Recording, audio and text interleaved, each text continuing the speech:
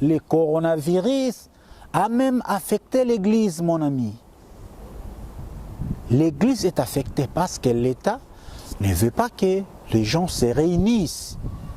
Là où il y a une multitude de gens, il y a une forte probabilité de contamination du virus. C'est pourquoi l'État a interdit les rassemblements des gens. Et parmi ces rassemblements, il y a aussi l'Église. Comment nous allons prier maintenant? Est-ce que cette situation va-t-elle toucher à notre foi? Pendant cette période, les enfants de Dieu sont-ils tenus dans leurs obligations telles que les dîmes, les offrandes? La réponse ou les réponses ne seront pas miennes. La réponse, seront les réponses de nos intervenants. Coronavirus, lié na samokilo, nga amega ko sa analyse na tant que mutunza matenga sagesse et intelligence, pena ki bonzambe suna kati. Tant on a noya ki na nde batu ba lo belango na mone ka normal.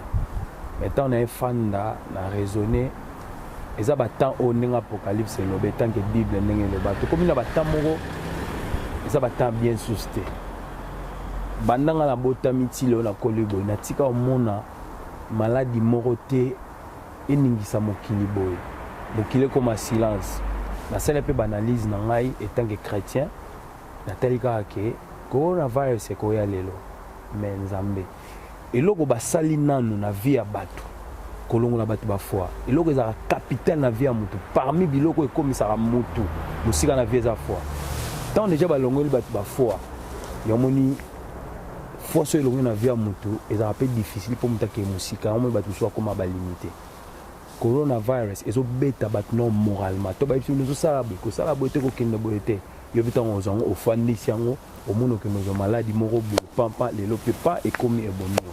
Mais étant que serviteur de Dieu, étant que moi en Zambé, nazo ça bat comme ba moment où il faut prier. Mais nazo ça mutumo coronavirus est sorti na kombola yesu. Bien sûr, nga vi dans les églises, nga ko imba na église nanu na corps de Christ, ça peut parmi les bibles que motazo travaille na quatre églises, ça parmi ba sirance o ebomba mutu. Et affecter biso ba chrétien lelo.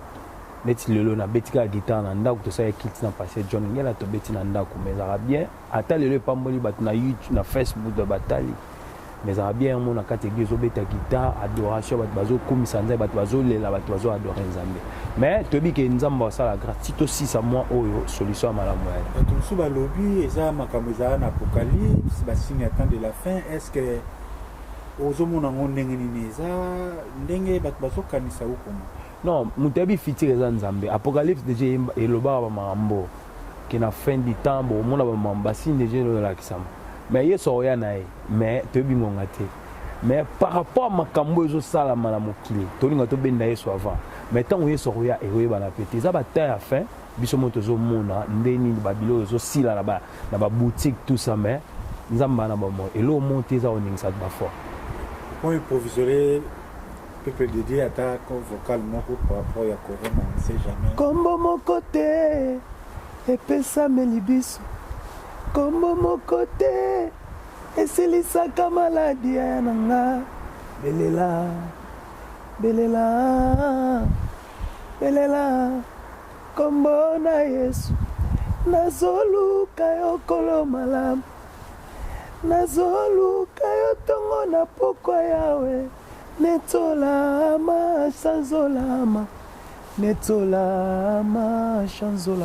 batu bo banga no coronavirus te soko bi kozala nzambe maladie ko fana nzoto na oto mais elo biso ko sala c'est protéger kaka soko la maboko ko na koza toujours clean mais coronavirus et les calendriers on va mi pepezo ya jamais so oki mutu mwazo ba kenga na contrôler mukili eza lokuta mutu akontrola mukili za mutu eba afitir mais na sia mukilo mutu eba afitir za nzambe ate ba sene na ba loi na bango loi o nyonso koya po e affecter ba na nzambe nzamba hotel mu ya bango etange biso to ba chrétien ba tant eza ofandi na silence ozoluka nzambe nzamba na solution na nyonso nzamba pambola betonga nyonso biso etange ba chrétien devoir na biso zani to sambela mais na bi ke solution malamu eza na ba tamu eleka eza ma tamu ko umela tena samoki nzamba batela biso ça kola pambola na musa ozo na communauté nzamba sunga batu nyonso basunga ka batu poza na ba lokola grand frère na ngai Théophile Munga na moni ba Pascal Chioka na moni batu tout nzamba pambola. Merci. Ezali sango moko déranger mukili mubimba biso antake bana na Nzambe soki likambo ye liboso omoni tozalaka nzoto ezwaka d'abord opposition ezwaka position nango bana ko banga bana ko scare mais tant tozonka na makomie santo Nzambe alobeka na mukana na Exode chapitre 15 verset 26 si tu sois attentif à la voix de l'Éternel ton Dieu, si tu prêtes l'oreille à ses commandements, il ne te frappera pas aucune maladie qu'il a frappé des Égyptiens. Tant que la parole a bon moment motivé ça, ata pas ces âmes qui tout le monde a bon les âmes akabatale ko banga banga, biso musa msheza ka para conforter bana na Nzambe ko bisa bango tenez bon. Nzambe akusala. Bana Nzambe faut pas comprendre le comment boy. Nzambe aloba. Dans le canal Ecclésiaste, mon canal Isaïe chapitre 53, sautant le verset 1er, qui a crié à ce qui était annoncé, qui a reconnu les bras de l'Éternel. Nzambe aloba et puis azoloba. Ça, ce n'est que les débuts. Si vous avez un temps en Égypte, Moïse a frappé les Égyptiens à 10 plaies, sauterelles, grenouilles, maïkoui makila, premier wa kufa. Nasi bana au Égypte parce que lenga ndebiso to lenga awa. Majorité batale ko lenga mingi za ba païen. Pas que moi dans Nzambe to yebike lelo, comme on parle nous on parle pas ce corps est mortel. Mais notre esprit, so le pays Jésus okufi okeniwapi. Okeniwapi. Ndeto comme na niveau yezo senga ba appareil sophistique, hein?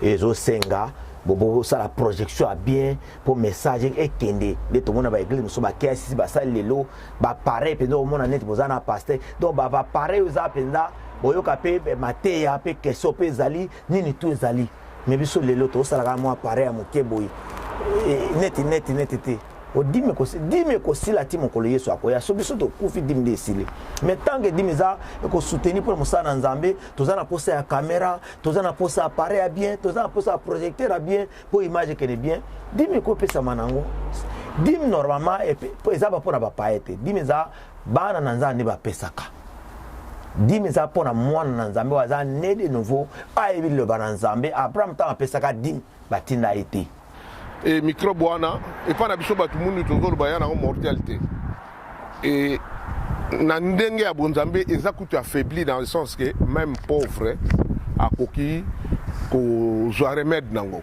tant Paul ayaki apôtre Paul ayaki komona ba ministère tout ezaki ko sala mana on na bandako ba ministère na to salense ba église ebele et salamika ba église oyaki na ndako.